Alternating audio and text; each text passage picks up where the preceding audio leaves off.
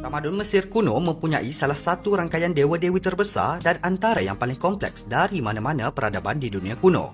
Dipercayai sepanjang sejarah Mesir kuno, ratusan dewa dan dewi telah dilahirkan dan disembah oleh masyarakatnya. Ciri-ciri ketuhanan yang disembah adalah sukar dijelaskan.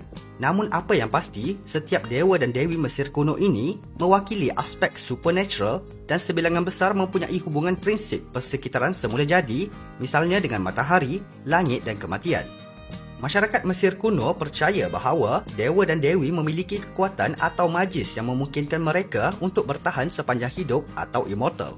Dewa-dewi ini mempunyai nama, kepribadian dan ciri-ciri individu tersendiri, malah digambarkan dengan jenis pakaian berbeza, memimpin wilayah dan pengaruh mereka sendiri, serta bereaksi dengan cara yang sangat individualistik terhadap setiap peristiwa. Para dewa dan dewi juga mempunyai kepakaran mereka sendiri yang mana dikaitkan dengan beberapa aspek kehidupan manusia. Selamat datang ke The Fox Truth Channel dan teruskan menonton untuk mengetahui tentang 5 dewa dan dewi yang paling utama bagi masyarakat tamadun Mesir kuno.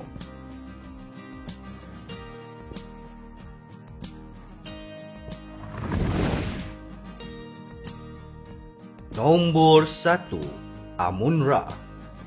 Kebiasaannya dianggap sebagai salah satu dewa Mesir kuno yang paling penting. Amun adalah entiti ketuhanan yang mewakili elemen udara. Digambarkan sebagai raja kepada para dewa dan dewi, Amun juga merupakan dewa pelindung Thebes, ibu kota bagi era dinasti baru Mesir sekitar abad ke-16 sebelum Masihi hingga ke abad yang ke-11. Nama Amun bermaksud The Hidden One atau Mysteries of Form dan dia sering digambarkan sebagai manusia yang memakai mahkota berbulu dua dan ada kalanya digambarkan sebagai biri-biri atau angsa. Manakala Ra di sisi lain dianggap sebagai salah satu dewa Mesir kuno yang kuat dan sentiasa dikaitkan dengan Firaun sehingga ketika era dinasti kelima, hampir setiap pemerintah disambut secara simbolik sebagai putera kepada Ra. Dewa yang berelemenkan matahari ini digambarkan sebagai seorang lelaki berkepala helang, dimahkotakan dengan lingkaran solar serta ular suci. Pengaruhnya terhadap dewa-dewa yang lain sangat kuat sehingga berkembang dan berjaya menggabungkan dua dewa iaitu Amun dan Ra menjadi satu entiti baru yang dikenali sebagai Amun-Ra. Amun-Ra disembah sebagai Tuhan kebenaran, bapa kepada semua dewa, pencipta manusia dan haiwan, Tuhan setiap alam dan juga pencipta sesebuah kehidupan. Nombor 2. Osiris. Salah satu dari 5 dewa pertama yang dilahirkan oleh Dewi Langit Nut, Osiris digambarkan sebagai seorang mumia dengan mahkota yang mempunyai 2 bulu. Manakala kulitnya digambarkan kebiru-biruan atau kadangkala hijau dan hitam. Namanya bermaksud kuat atau perkasa. Osiris pada asalnya adalah dewa kesuburan bagi pertanian dan menurut mitos dia telah dibunuh dengan kejam oleh saudara kandungnya, Dewa Seth. Namun, Osiris dicantum dan dihidupkan kembali oleh isterinya Isis.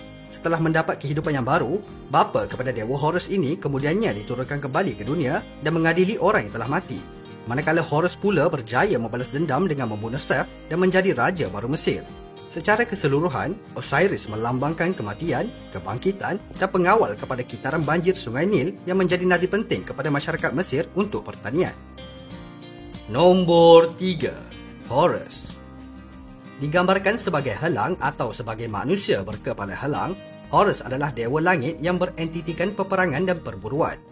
Dia juga merupakan asas kewujudan pemerintahan mutlak dan di beberapa era raja yang berkuasa dianggap sebagai manifestasi Horus. Sebagai salah satu dewa yang paling terkenal, Horus disembah dalam pelbagai bentuk dan aspek dari zaman pre-dinasti hingga ke zaman Mesir Rom. Horus dikenali sebagai anak kepada Osiris dan Isis serta musuh kepada Seth iaitu pembunuh ayahnya.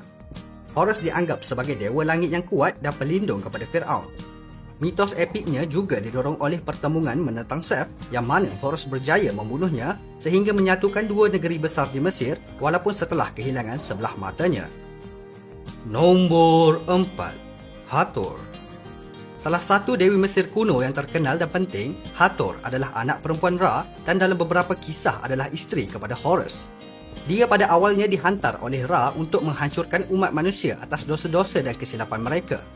Dewa-dewa lain meminta agar Ra untuk menghentikan kehancuran ini sebelum tiada manusia lagi yang tinggal. Ra kemudiannya menukarkan karakter Hathor sehingga dia berubah menjadi dewi yang baik dan disenangi oleh orang-orang Mesir kuno. Hathor kemudiannya menjadi dewi kepada kegembiraan, inspirasi, festival, cinta feminin, wanita, kesihatan serta kelahiran. berdasarkan sifatnya, Hathor adalah sebagai dewi pelindung kepada aspek-aspek ini sehingga dianggap sebagai entiti ketuhanan di alam selepas kehidupan bersama-sama Osiris. Hathor digambarkan sebagai wanita berkepala lembu atau memiliki keseluruhan bentuk lembu itu sendiri. Dia juga sering dikaitkan dengan alatan muzik seperti sistrum yang digunakan untuk menghalau kejahatan dari bumi Mesir. Nombor 5. Anubis. Antara dewa-dewa Mesir kuno yang paling dikenali, Anubis cukup terkait rapat dengan upacara pemeliharaan mayat seseorang yang mati dan juga alam selepas kematian. Upacara mumifikasi selalu dikaitkan dengannya dan menurut mitos Anubis juga menjalankan upacara ini bagi para Firaun. Anubis memainkan peranan sebagai dewa yang akan membawa roh menempuh ke alam selepas kematian.